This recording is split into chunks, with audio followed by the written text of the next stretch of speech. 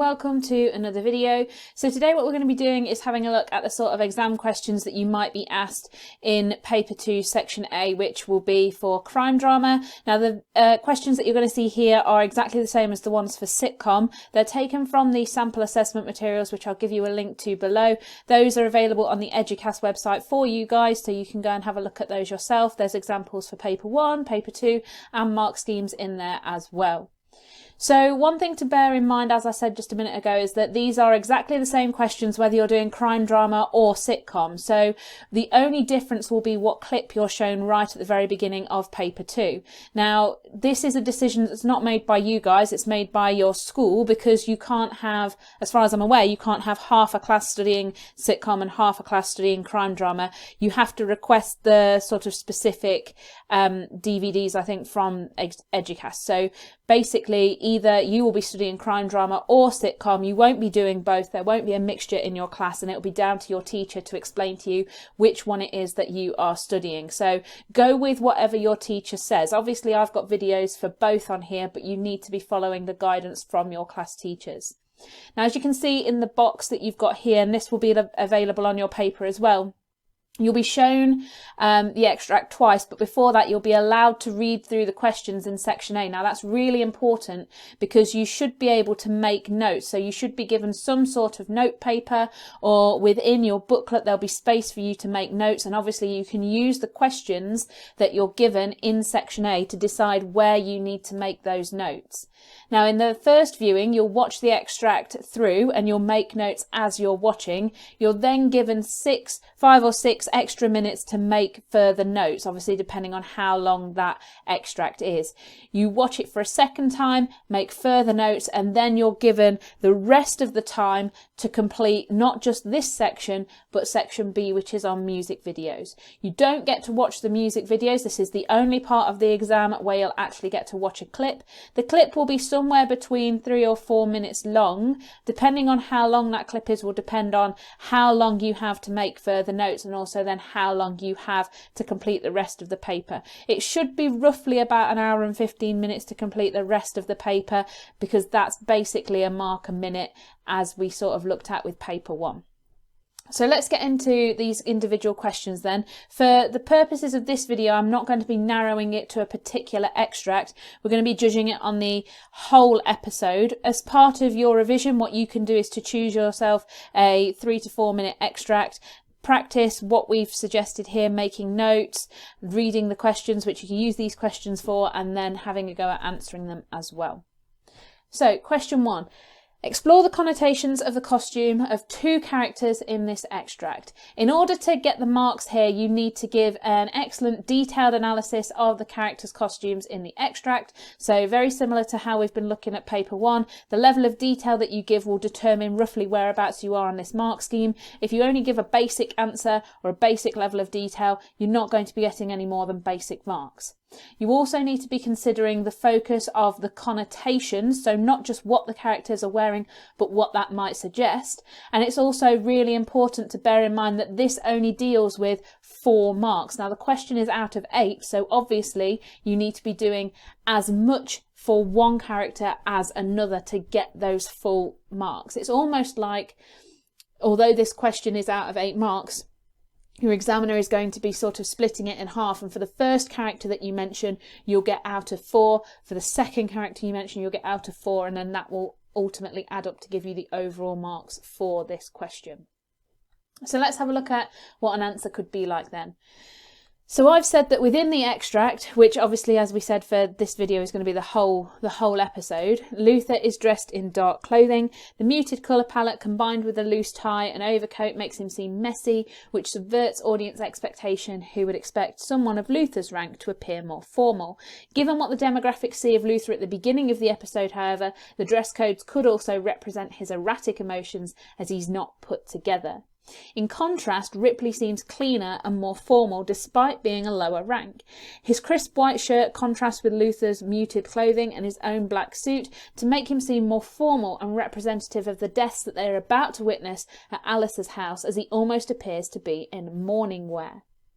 So as you can see down here, I've included that sort of top band mark because I do feel like when I'm making these videos, we need to be aspirational. There's no point in me sort of catering these videos to 2 or 3 marks when everybody can get full marks if we sort of apply the skills that we're learning over this GCSE. So you can decide yourself now sort of where you think I would be on this mark scheme, whether you think I've done enough for each character to hit either of these bullet points. Personally, I think that I've definitely considered the connotations of specific aspects of the clothing. Whether or not this would be considered detailed enough for the full marks is sort of subjective, so I'm going to leave it down to you guys, and you can also pop comments in the comments section below to let me know what you think I would get for this answer. For B then, how far are the characters in the extract typical of the genre? Explore 2 characters. So very similarly to what we had before, because we're looking at 2 characters, they've split the marks into 6 here. So we get up to 6 marks for one character, up to 6 marks for another character. Again, the first bullet point relates to not only how much detail we give, but also whether or not that character is typical in relation to the genre.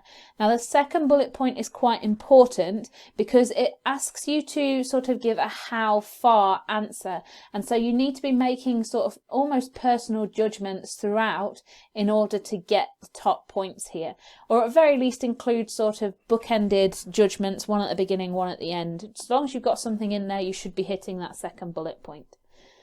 Again, I've popped that top band down at the bottom, so once we've read through this answer, you guys can pause the video and decide what you think I'd get or what you would give me for this answer. Let's have a look at how I've done. Ultimately, characters within Luther subvert the expectations of crime drama characters. Although Luther is seen chasing down leads, literally when viewed with Madsen at the beginning of the extract, and later through poring over the evidence, he's also set apart from others within the organisation. Luther is represented right from the start as a character who does not always work by the book and often blurs the lines between what is right and wrong. This helps provide entertainment and interest as it's a sort of evolution from traditional crime drama characters. Furthermore, Alice as a villain subverts audience expectations of the genre. Typically, criminals are represented as less educated males who work as part of a larger organisation that needs bringing to justice. However, Alice not only works alone but is highly intellectual, which provides narratives between her and Luther. Whilst on the surface she appears small, slim and more vulnerable, she displays a coldness of personality that contrasts this representation to make her more dangerous. This is unusual for crime dramas, which is partly why she becomes so iconic for the programme as a whole.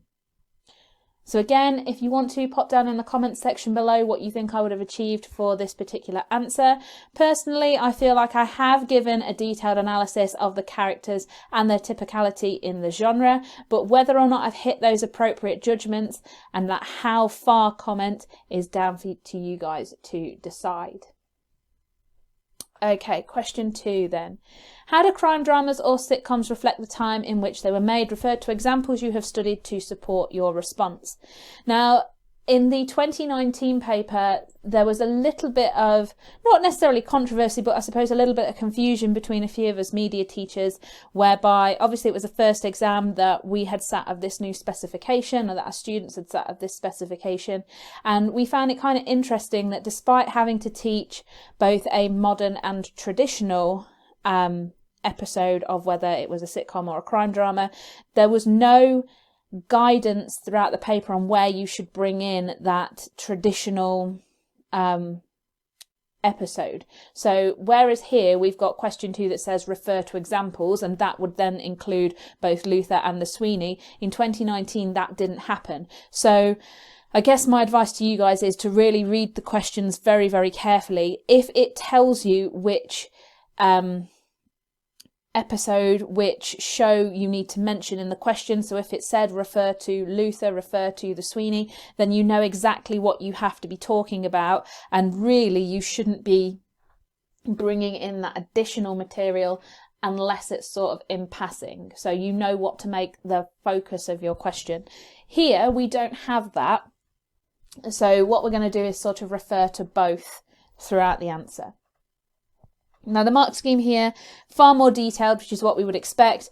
There's no split in the marks because we're not being asked for 2 particular ideas or 3 particular elements. It's a longer, more broad question, so we've got a broader mark scheme here. So here we have sort of in the top band, again, excellent detail. So the level of detail you give will depend where you are in a mark scheme, as well as an accurate knowledge of relevant social context. So we do need to be referring to those contexts throughout. We also need to have an understanding of the influence on products. Now, this is very similar to what we've seen in paper 1, particularly with that question 2A where you're referring to contexts. So the method is very similar. We're looking at how society influences crime dramas, backing that up with evidence from either the Sweeney or from Luther. So let's have a look then. Crime dramas are very indicative of the time in which they're produced, as they're designed to represent society for audiences at the time. The social context determines elements such as settings and characters and clearly dates the programme. An example of this would be The Sweeney, which was produced in the 1970s. Viewed by a modern audience, this show would appear a tame version of a crime drama, given the lack of violence viewed within the show and the fact that the criminals range from those who are higher in society, such as Kemble, to the petty criminals many contemporary audiences may be aware of, such as Billy and Stupid. In contrast, a modern crime drama such as Luther displays a greater level of violence right from the opening scene where Madsen falls to his apparent death. The audience witness all of this despite the show having the same airtime as The Sweeney at 9 p.m. Furthermore, the settings are also representative of the show as a whole. Luther often displays establishing shots of London that feature buildings such as the Shard, which dates the production time of the show, as well as making it recognisable to audiences across the globe. The Sweeney, on the other hand, features settings that the audience are more likely to be intimate with, such as the Market Street and stations specific to West London. Now, obviously, I can't fit another paragraph in here and display the top band at the same time. Ideally, I need to be making another point, maybe 2, to get the full 10 marks. But if I carried on my answer the way that I had, I personally believe that I've done that sort of influence of context on media products. Whether or not I have that detailed and accurate knowledge of social context would need to be looked at across the whole of an answer. But hopefully you guys can see how to set this out and some of the things that you could mention. Because this is a 10-mark question, it would be useful to include a plan right at the beginning, and because you're given an answer booklet with the questions sort of split for you, you could always write your plan right at the beginning of that answer on the lines. There's also spare paper or spare pages at the back of the answer booklet, so you could do plans on there and then come back to the question for your answer or for the spaces to include your answer in. Hopefully you guys found that useful. There were quite a few key terms throughout some of those answers. As I mentioned in the video, pop down below in the comments section what you think I would have got for each of those answers if you want to. It would be useful for you guys to pick your own sort of 3 to 4 minute section of a crime drama and have a go at answering the questions based on that one particular clip that you should see. You could have a go at planning, you can have a go at viewing and making notes at the same time, which is a skill in and of itself.